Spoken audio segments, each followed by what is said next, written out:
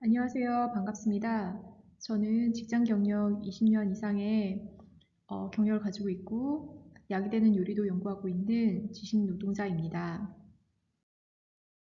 오늘은 제가 회사 정수기물을 거부하는 이유에 대해서 말씀드리고자 합니다.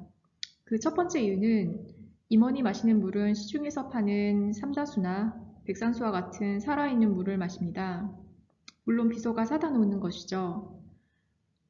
저나 제 주위의 다른 동료들을 보게 되면 일반적으로 비서가 없기 때문에 정수기의 물을 마시게 됩니다.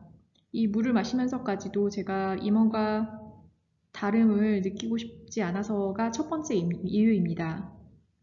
두 번째 이유는 제 건강을 위해서입니다. 정수기의 물은 필터에 걸러지면서 건강에 이로운 불소, 칼륨, 마그네슘과 같은 미네랄 성분들도 마저 걸러지게 됩니다. 제 몸의 70%를 차지하는 중요한 물을 마시면서 좋은 성분이 빠진 물을 먹고 싶지 않아서입니다. 거의 대부분의 회사에서는 정수기를 설치를 해 놓는데요. 이러한 깨끗한 물을 즉각 마실 수 있어 사람들은 많이 이용합니다. 제 주위의 동료들도 많이 이용하고 있고요. 이러한 정수기의 물은 역삼투압 방식을 이용해서 나온 제품들인데 이 역삼투압 방식의 정수기가 암세포를 활성화시키고 당뇨병과 신장병 등을 유발하는 보고가 있다고 합니다. 그래서 실제 그 정수기 속의 유해 물질인 중금속, 질소 등을 완벽하게 제거하는 것 이외에도 우리 몸속에 꼭 필요한 유익한 미네랄까지도 제거하기 때문에 이 생수와 정수기의 물은 다른 것이고 임원이 마시는 그 생수와 직원이 마시는 그 정수기 물은 다른 것입니다. 물은 생명의 근원입니다. 물은 암을 치료하는 기본적인 물질이기도 하고요. 만병의 시작은 물로부터 시작된다고 하기까지 하는데 실제 물은 미네랄 70여 가지를 가지고 있습니다. 물의 효능에는 여러 가지가 있는데요. 물은 체내에서 유해산소를 제거하면서 미세먼지 등의 독소를 체내 밖으로 배출하는 것을 도와줍니다.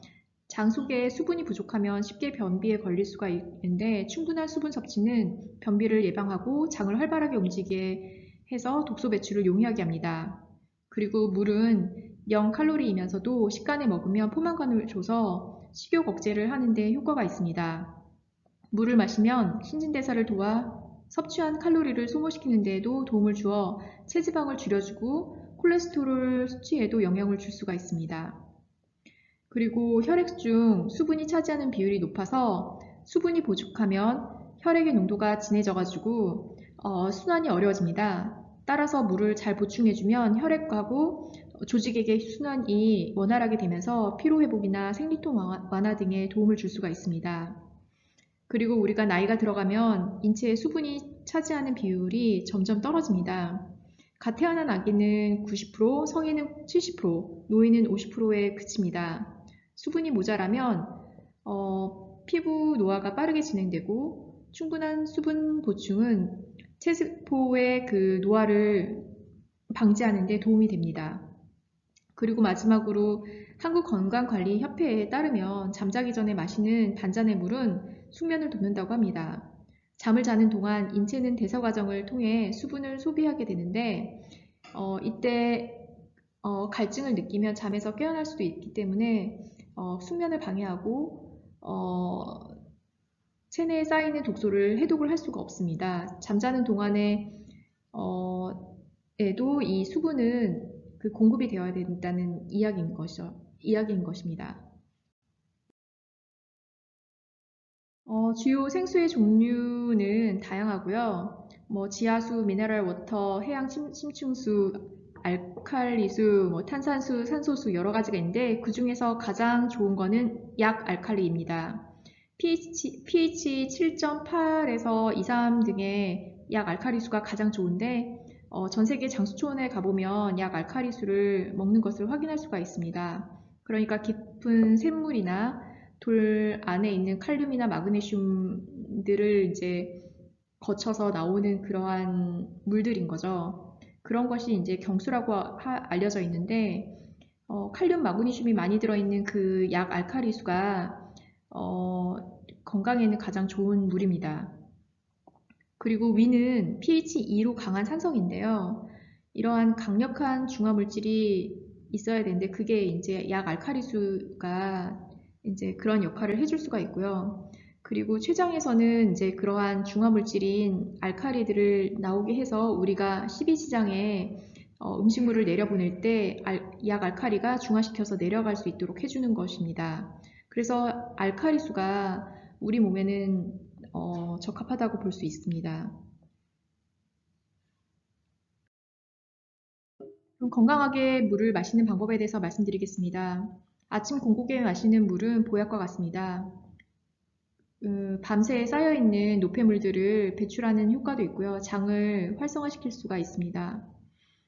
그리고 하루에 한 두세 끼 정도 밥을 먹게 되는데 식사 30분 전에 한 잔, 그리고 식사 후에 2시간 후에 한 잔, 순간순간 조금씩 마셔서 하루에 한 2리터 정도를 마시면 좋을 것 같습니다. 그리고 한 번에 너무 많은 물을 마시면 좋지는 않고요.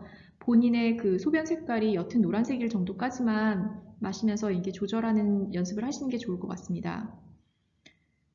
그리고 운동 중에는 수시로 마시는 게 좋은데 이거는 다음 기회가 되면은 다시 추가 설명을 하고요.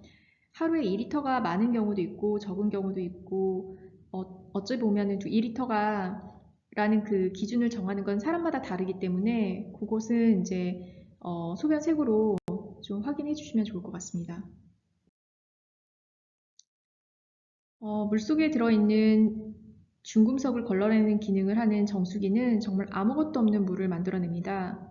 이것은 미네랄 70여 가지를 공급하지 못하게 하는 것이기도 하고요.